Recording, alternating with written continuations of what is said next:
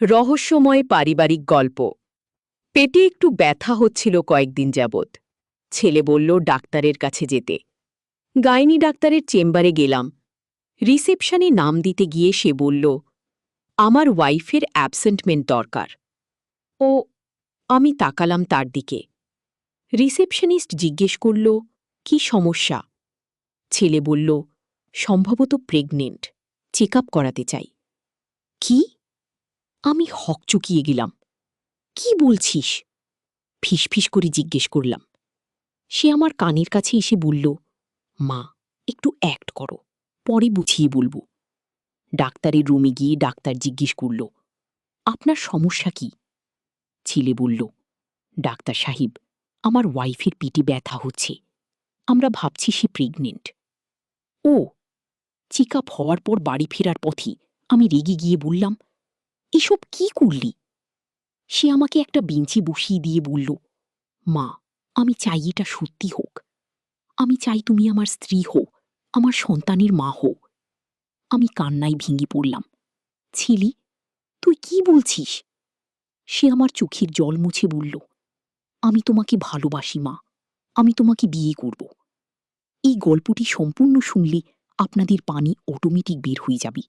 So যত দ্রুত সম্ভব হাতের কাছে টিস্যু নিয়ে বসে পড়ুন। বিছানার চাদর যেন নষ্ট না হয় সেটা সম্পূর্ণ খেয়াল রাখার অনুরোধ জানিয়ে গল্পটি এখন শুরু করব। তার আগে সর্বশেষ অনুরোধ, দয়া করে এমন পানি বের করার গল্প নিয়মিত শুনতে আমাদের চ্যানেলটি সকলেই সাবস্ক্রাইব করুন। ধন্যবাদ। হ্যালো বন্ধুরা, আমার নাম রিমা খান। আমার বয়স 40 বছর। আমার স্বামীর নাম সাইফুল ইসলাম, বয়স 43 বছর। আমাদের 2 সন্তান, রাহুল আর তানিয়া। রাহুল 21 বছর বয়সী, ইউনিভার্সিটিতে পড়ে। তানিয়া 14 বছর বয়সী, স্কুলে যায়। আজ থেকে 3 মাস আগের কথা। সেদিন বিকেলে রাহুল কলেজ থেকে ফিরে এসে খুব অদ্ভুত আচরণ করছিল। সে আমার দিকে এমনভাবে তাকাচ্ছিল যেন আমাকে চিনি না। আমি জিজ্ঞেস করলাম, কি হয়েছে রে, কেমন অদ্ভুত লাগছে তোকে দেখতে?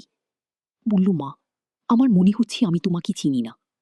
গিয়ে আমি ভাবলাম হয়তো পড়াশোনার চাপে মানসিক সমস্যা হয়েছে। পরের দিন সকালে ঘুম থেকে উঠে দেখি রাহুল আমার বিছানার পাশে বসে আছি। আমি চমকে জিজ্ঞেস করলাম, এখানে কি করছিস?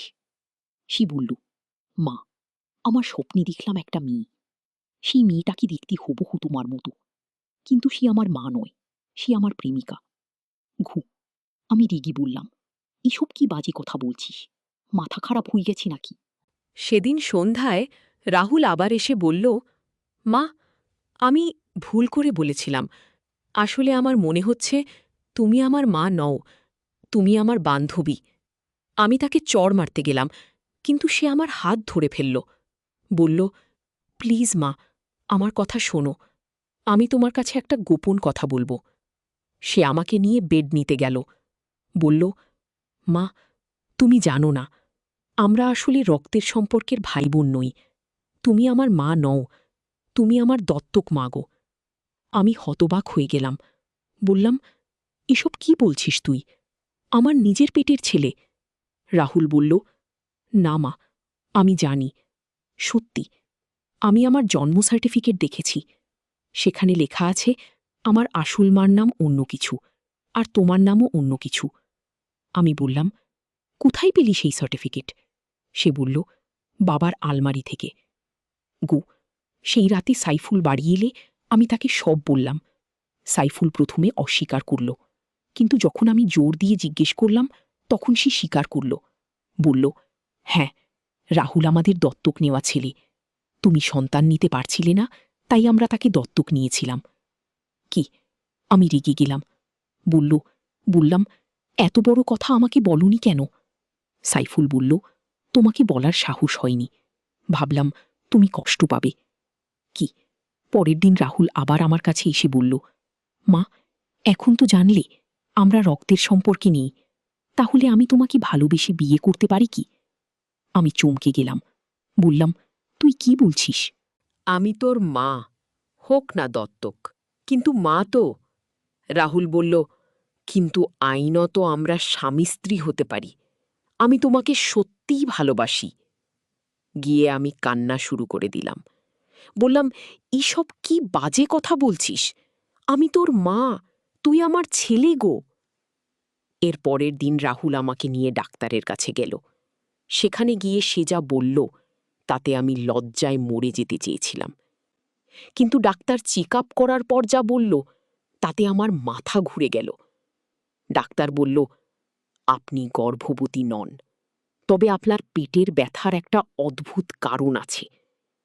আমি জিজ্ঞেস করলাম, কি কারণ? ডাক্তার বলল, আপনার পেটে একটা অদ্ভুত জিনিস আছে, যেটা দেখতে একটা ছোট বাক্সের মতো। ও! আমি হতবাক হয়ে গেলাম। জিজ্ঞেস করলাম, কিভাবে সেটা আমার পেটে গেল? ডাক্তার বলল, এটা অপারেশন করে বের করতে হবে। পরের দিন অপারেশন হলো। ডাক্তার আমার পেট থেকে একটা ছোট ধাতব বাক্স বের করল। সেই বাক্সের ওপরে লেখা ছিল, রহস্যের সমাধান এখানে। গিয়ে রাহুল সেই বাক্স খুলল। ভিতরে ছিল একটা চিঠি আর একটা ছোট ডিভাইস। চিঠিতে লেখা ছিল, প্রিয় রিমা, যদি এই চিঠি পড়ে থাকো তাহলে বুঝতে পারবে যে তুমি একটা বৈজ্ঞানিক পরীক্ষার অংশ। আমি তোমার আসল স্বামী, সাইফুল আমার ভাই। আমি একজন বিজ্ঞানী। আমি মেমোরি ট্রান্সফার নিয়ে গবেষণা করি। তোমার আসল নাম রিমা নয়, তোমার আসল নাম সামিয়া। তুমি আমার স্ত্রী। রাহুল আমাদের আসল ছেলে, কিন্তু একটা দুর্ঘটনায় তোমার মেমোরি চলে গিয়েছিল। আমি তোমাকে নতুন পরিচয় দিয়েছি। এখন এই ডিভাইস চালু করলে তোমার আসল মেমোরি ফিরে আসবে। গিয়ে রাহুল আমার দিকে তাকালো, বলল, মা, এখন কি করবি? আমি কাঁদতে কাঁদতে বললাম, আমি জানি না। গিয়ে হঠাৎ করে ডিভাইসটা নিজে নিজেই চালু হয়ে গেল। আমার মাথায় হাজারো ছবি ভেসে উঠল। আমি দেখতে পেলাম আমার আসল জীবনের কথা। আমি দেখতে পেলাম যে আমি সত্যিই সামিয়া। রাহুল আমার আসল ছেলে, কিন্তু সে আমাকে মা বলে ডাকত না, সে আমাকে বউ বলে ডাকত। কারণ আসল ঘটনা ছিল সম্পূর্ণ ভিন্ন। আমার স্বামী আহমেদ আলী একটা টাইম ট্রাভেল মেশিন বানিয়েছিল। সেই মেশিনে আমি আর রাহুল ভবিষ্যতে চলে গিয়েছিলাম। ভবিষ্যতে গিয়ে দেখি যে রাহুল আমার চেয়ে বয়সে বড় হয়ে গেছে। টাইম ট্রাভেলের কারণে আমার বয়স বাড়েনি, কিন্তু রাহুলের বয়স বেড়ে গেছে। ভবিষ্যতে রাহুল আমাকে বিয়ে করে। আমরা ভবিষ্যতে স্বামী স্ত্রী হিসেবে বসবাস করি। কিন্তু একদিন আবার অতীতে ফিরে আসার সময় মেশিনের সমস্যা হয়। আমার মেমোরি চলে যায়। এখন যখন আমার মেমোরি ফিরে এসেছে, আমি বুঝতে পারছি যে রাহুল আসলে আমার ভবিষ্যতের স্বামী। বর্তমানে সে আমার ছেলে, কিন্তু ভবিষ্যতে সে আমার স্বামী হবে। রাহুল আমার হাত ধরে বলল, সামিয়া, এখন তোমার সব মনে পড়েছে। আমরা ভবিষ্যতে ফিরে যাব।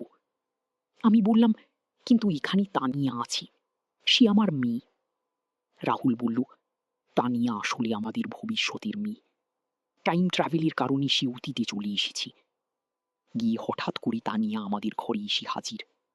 সে বলল, মা, আমার সব মনে পড়েছে। আমরা কবে ভবিষ্যতে ফিরে যাব? আমি অবাক হয়ে জিজ্ঞেস করলাম, তোরও মনে পড়েছে? তানিয়া বলল, হ্যাঁ মা, আমরা ভবিষ্যতের মানুষ, 20 আর 5 সালের গু। এবার সাইফুল ঘরে এসে হাজির হল।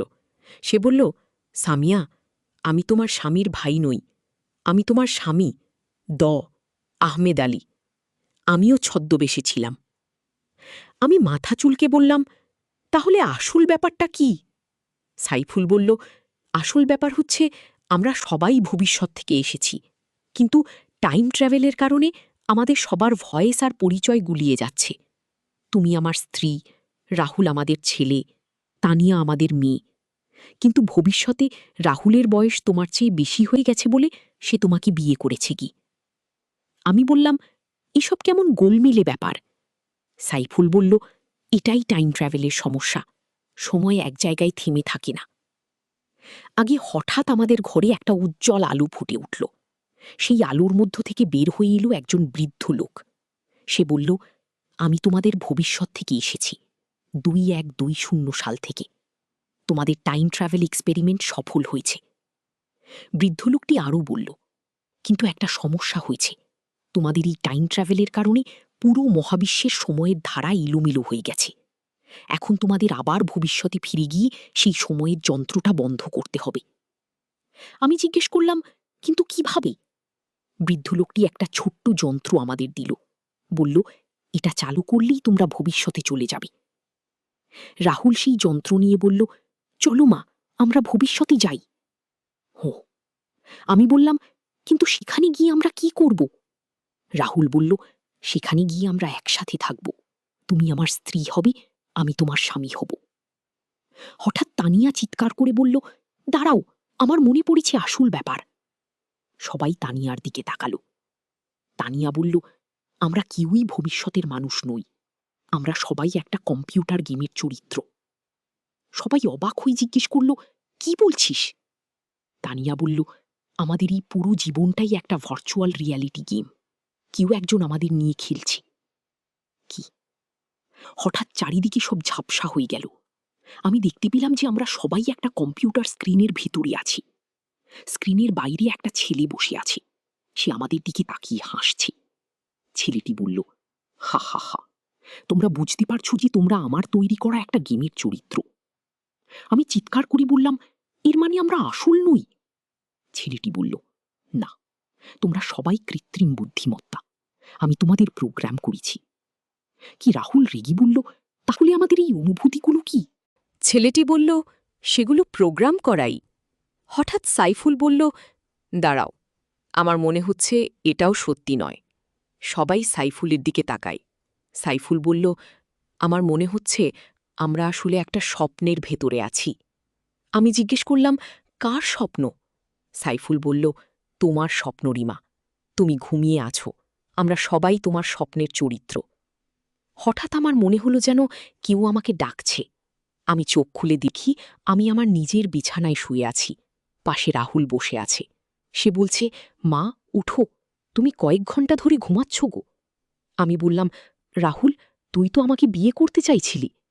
রাহুল হেসে বলল, মা, তুমি স্বপ্ন দেখছিলে, আমি তোমার ছেলে, তুমি আমার মা, আমি কখনো এমন কথা বলিনি। আমি উঠে বসলাম, দেখলাম সাইফুল আর তানিয়া ঘরে এসে হাজির। সাইফুল বলল, কি হয়েছে?